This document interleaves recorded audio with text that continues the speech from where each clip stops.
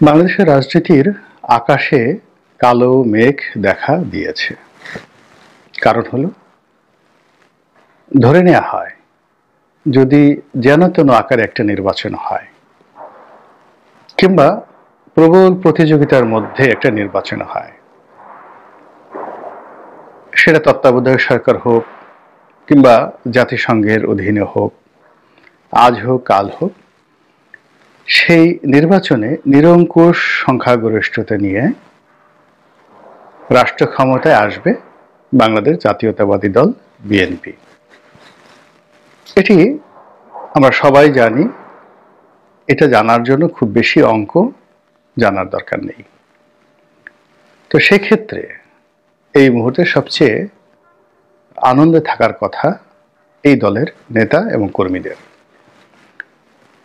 কিন্তু বাস্তবতা হলো যে তাদের সকল সুখ উবে গিয়েছে, কর্পূরের মতো উড়ে গিয়েছে।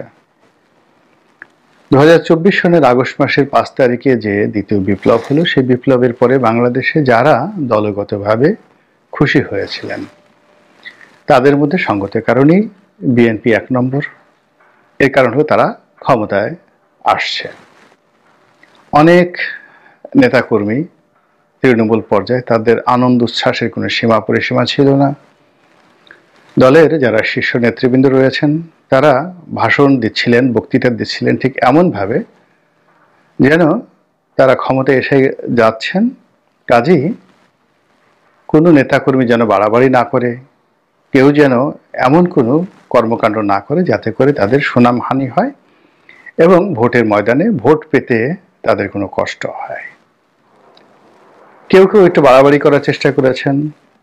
দলের পক্ষ থেকে খুব দ্রুত তাদের বিরুদ্ধে ব্যবস্থা নেওয়া হয়েছে, অনেককে শাস্তি দেওয়া হয়েছে এবং এটা চলছে আগস্ট এবং সেপ্টেম্বর মাস অবধি।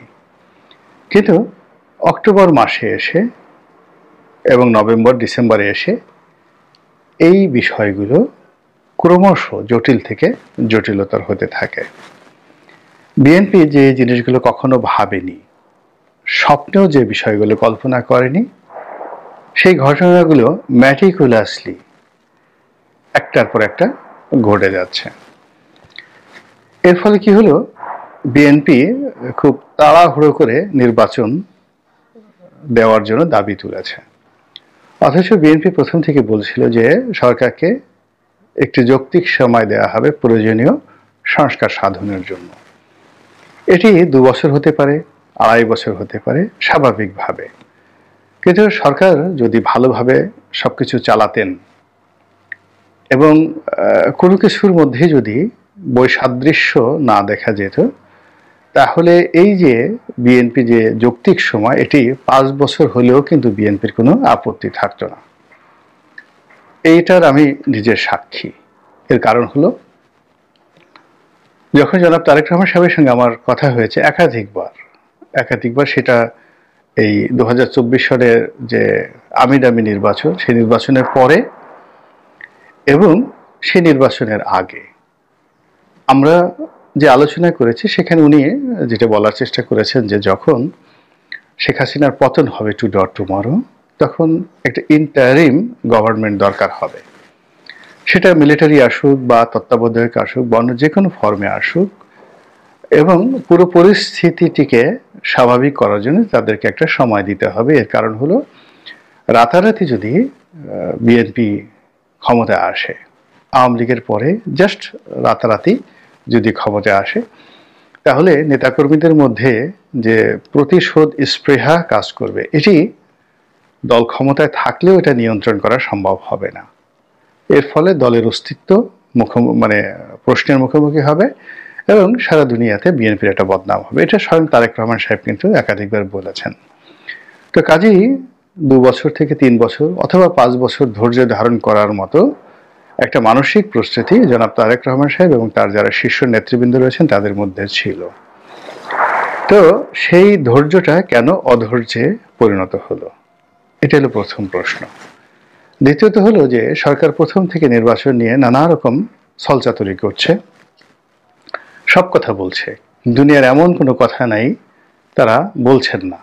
কিন্তু নির্বাচনের কথা যখনই আসছে, অমনি জোকের মুখে লবণ পড়লে যেমন একটা অবস্থা হয়, অমনি তাদের মুখ কালা হয়ে যাচ্ছে। তারা কাণ্ডজ্ঞান হারিয়ে ফেলছেন। যে মানুষ কখনো কটু কথা বলেননি, তিনিও রেগে একেবারে অগ্নিশর্মা হয়ে যাচ্ছেন। আপনাদের মনে আছে যে একটি বিদেশি পত্রিকার সঙ্গে সাক্ষাৎকার দিতে গিয়ে ডক্টর মোহাম্মদ ইউনূস খুব রাগ হয়ে গিয়েছিলেন এবং তিনি বলে ফেলেছিলেন যে বাংলাদেশে এত কিছু হলো 2024 সনে, এটা কি আপনার নজরে আসে না? এই তরুণ এবং যুবকেরা যে বিপ্লব করেছে, এই বিপ্লবের ফলে সবকিছু রিসেট হয়ে গেছে। এখন এই রিসেট বাটনে চাপ দিয়ে যে নতুন ইতিহাস রচিত হবে, এরকম কথাবার্তা আর কি, যেটি ডক্টর মোহাম্মদ ইউনূস তার জীবনে কখনোই এরকম অসংলগ্ন কথা বলেননি বা এভাবে রাগ হননি, বা রাগ হলে এমনি তো তার মুখটি গোল, এবং গোল মুখের কিন্তু একটা বৈজ্ঞানিক ব্যাখ্যা আছে। এটি ওনার ক্ষেত্রে প্রযোজ্য আমি বলছি না, এটি আমি শুনেছি বা উনি লিখেছিলেন এই বক্তব্যটি আব্দুল গাফফার চৌধুরী। জ্যোতিষশাস্ত্রে বা জ্যোতির্বিজ্ঞানে গোল মুখ, গোলাকৃতি যারা মুখ রয়েছে, নারী এবং পুরুষ, তাদের চরিত্র কেমন, তারা কতটা কামুক, তারা কতটা লোভী, কতটা স্বার্থপর, কতটা বুদ্ধিমান ইত্যাদি অনেকগুলো বিষয় বর্ণনা করা আছে। গোল মুখের অধিকারী, একেবারে রাউন্ড চাঁদের মতো যে সমস্ত নারী এবং পুরুষের মুখ। তো ওই বিষয়টাকে উল্লেখ করে জনাব তুফাইল আহমেদকে খোঁটা দিয়ে শেখ হাসিনাকে সতর্ক করে জনাব আব্দুল গাফফার চৌধুরী, প্রখ্যাত জার্নালিস্ট, তিনি একটা লেখা লিখেছিলেন।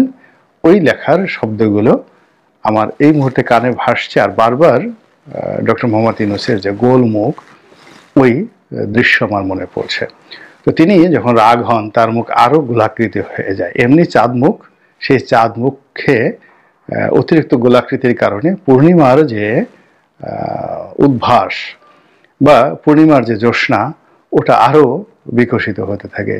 তো এরকম নির্বাচনের কথা বলার সঙ্গে সঙ্গে যাদের মুখ লম্বা তাদের মুখ আরো লম্বাটে হয়ে যায়, যাদের মুখ গোল তাদের মুখ আরো গোলাকার হয়ে যায়, তারা এই কথাগুলো বলেন না। তো এরকম যখন অবস্থা চলছিল, তখন বিএনপি, অন্যান্য সমমনা যারা রাজনৈতিক দলগুলো, তারা নির্বাচনের জন্য চাপ দিয়ে যাচ্ছিলেন, আন্দোলনের হুমকি দিচ্ছিলেন। আর তখন প্রধান উপদেষ্টা জনাব ডক্টর মোহাম্মদ ইউনূস, উনি জাতির উদ্দেশ্যে একটা ভাষণ দিলেন এবং সেখানে তিনি জ্যামিতিক ভাষায় অথবা ত্রিকোণমিতির ভাষায় আগামী নির্বাচন কবে হবে ওইরকম একটি ধারণা তিনি দেওয়ার চেষ্টা করেছেন, যে এটি হতে পারে, এই কারণে এটি হতে পারে 2025 সনের ডিসেম্বরের মধ্যে, অথবা বড় জোর আরো 6 মাস সময় নিয়ে 2026 সনের জুনের মধ্যে হতে পারে। আমি প্রথমে যেটা বলেছি যে তিনি স্পেসিফিকভাবে 2025 সন অথবা 2026 সনের যে সময়কালটি বলেছেন, ওটার উপর আমরা আস্থা রাখতে পারছি না, কেননা ভাষাটা স্বাভাবিক গদ্যের ভাষা নয়, বাংলা ভাষা নয়, এটি ম্যাথমেটিক্সের ভাষা, এবং ম্যাথমেটিক্সেরও যেন তেন বীজগণিত বা পাটিগণিতের ভাষা নয়, এটি হলো জ্যামিতি এবং ত্রিকোণমিতির ভাষা। এবং যারা জ্যামিতি জানেন তারা বুঝেন যেখানে কৌণিক দূরত্ব, এবং কৌণিক দূরত্বের কারণে সেখানে কি কি ধরনের পরিবেশ পরিস্থিতি তৈরি হয়। তো তিনি সেখানে বিভিন্ন রকম কৌণিক দূরত্ব তৈরি করেছেন ডক্টর মোহাম্মদ ইউনূস, এবং এটি আমরা যারা সাধারণ জনতা, আমজনতা, আমরা তো মহা খুশি। এই ডিসেম্বর মাসে, 2025 সনের ডিসেম্বর মাসেই কাটতে কাটতে দেখতে দেখতে 12টি মাস চলে যাবে। তো নির্বাচনের শিডিউল ঘোষণা করা হবে, তফসিল ঘোষণা করা হবে, এটা তো আরো 6-7 মাস পরেই ঘোষণা করা হবে। তারপর আমরা নির্বাচন করব। নির্বাচন করার জন্য অনেকে পাঞ্জাবি বানিয়েছেন, অনেকে টাকা পয়সা জোগাড় করছেন, কে প্রার্থী হবেন, কে কার বিরুদ্ধে লড়াই করবেন, নির্বাচনী এলাকায় ঘন ঘন যাতায়াত, এরকম অনেকে যখন স্বপ্ন দেখছেন, ঠিক সেই সময়টিতে বিএনপি, যেহেতু তারা সিঁদুরে মেঘ দেখা দল, অনেক চক্রান্ত এবং নির্যাতন তারা শিকার হয়েছেন, এখনো তাদের মাথার উপর হাজার হাজার মামলা ঝুলছে। তো কাজেই আমজনতার মতো তারা আনন্দিত হতে পারেন না, আহ্লাদিত হতে পারেন না। তারা এই জ্যামিতি এবং ত্রিকোণমিতির যে সূত্র, সেই সূত্র তারা বুঝতে পেরেছেন। এবং এই কারণে তারা বলে দিয়েছেন একেবারে যে আমাদেরকে নির্বাচনের জন্য, জনগণের ভোটের অধিকার প্রতিষ্ঠার জন্য আবার রাজপথে নামতে হবে, আন্দোলন করতে হবে, এবং সেই আন্দোলন যেন তেন আন্দোলন নয়, একেবারে এই বাংলার জমিনে আগস্ট মাসের 5 তারিখে 2024 সালের আগস্ট মাসের 5 তারিখে জনগণ যেভাবে রাস্তায় নেমে এসেছিল, আমাদেরকে ওভাবে রাস্তায় নেমে আসতে হবে। কথাটার একটু ব্যাখ্যা করেই আমি শেষ করি। আগস্ট মাসের 5 তারিখে ঢাকা শহরে কোনো অ্যাডমিনিস্ট্রেশন ছিল না, পুরো রাজপথ জনগণের দখলে ছিল।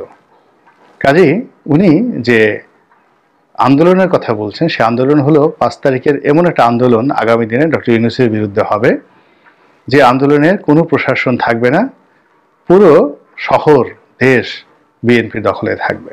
1। 2 নম্বর হলো যে সেদিন জনগণ সদল বলে পার্লামেন্ট দখল করেছিল, গণভবন দখল করেছিল, এবং গণভবনে ঢুকে গণভবনের সব খাবার খেয়ে ফেলেছিল, সব মুরগি নিয়ে গিয়েছিল, সব হাঁস নিয়ে গিয়েছিল, এবং গণভবনে শেখ হাসিনার খাটের উপরে শুয়ে তারা আরাম ফরমাচ্ছিল, আরও অনেক কিছু। ওই দৃশ্য করার চিন্তা করেন। তো যদি 5ই আগস্টের আদলে ওভাবে রাজপথে নামতে হয়, তাহলে সেই রাজপথ যদি সচিবালয়ের দিকে আসে, সেই রাজপথের যে জনগণ, সেই জনগণের ঢল যদি ডক্টর মোহাম্মদ ইউনূসের এখন যে বাসভবন যমুনার দিকে, রমনা পার্কের উল্টো দিকে আসে, তাহলে বুঝতে পারেন যে কি ধরনের পরিবেশ এবং পরিস্থিতির তৈরি হতে পারে। এবং ওইরকম একটা পরিস্থিতি কথা কল্পনা করছে বিএনপি, না হলে 5ই আগস্টের কথা কেন বলবে? তিনি তো আগস্ট মাসের 4 তারিখের কথা বলতেন, বা তিনি স্বৈরাচার বিরোধী আন্দোলনের একটা কম্প্যাক্ট যাকে বলা হয় পরিকল্পনার কথা বলতেন। কিন্তু সেটা না বলে তিনি যখন একেবারে সুনির্দিষ্ট একটা তারিখের কথা বললেন, যে আগস্টের 5 তারিখের মতো আমাদেরকে রাজপথে নামতে হবে, ইট মিন শুধু রাজপথে নামবে না, রাজপথ দখল করবে, রাজপথের সাথে সাথে যারা বিএনপির স্বার্থ ক্ষুণ্ণ করছে, জনগণের স্বার্থ ক্ষুণ্ণ করেছে এবং গণতন্ত্রের পথে বাধা সৃষ্টি করেছে, নির্বাচনকে যারা কেবলমাত্র দূরে সরিয়ে দিয়েছে, তাদের বাসভবনে ঢুকে যেতে হবে, তাদের খাবার খেতে হবে, তাদের চেয়ারে বসতে হবে, তাদের সেই বেডরুমে ঢুকে তাদের খাটের উপর শুয়ে থাকতে হবে। তো কাজেই বিএনপির মতো একটা বড় দল এবং সেই দলের দ্বিতীয় গুরুত্বপূর্ণ ব্যক্তি জনাব মির্জা ফখরুল ইসলাম আলমগীর যখন এই কথা বলেন, তখন ধরে নিতে হবে যে আমরা যা কিছু শুনছি সরকারের পক্ষ থেকে, এটা সর্বৈব সত্য নয়,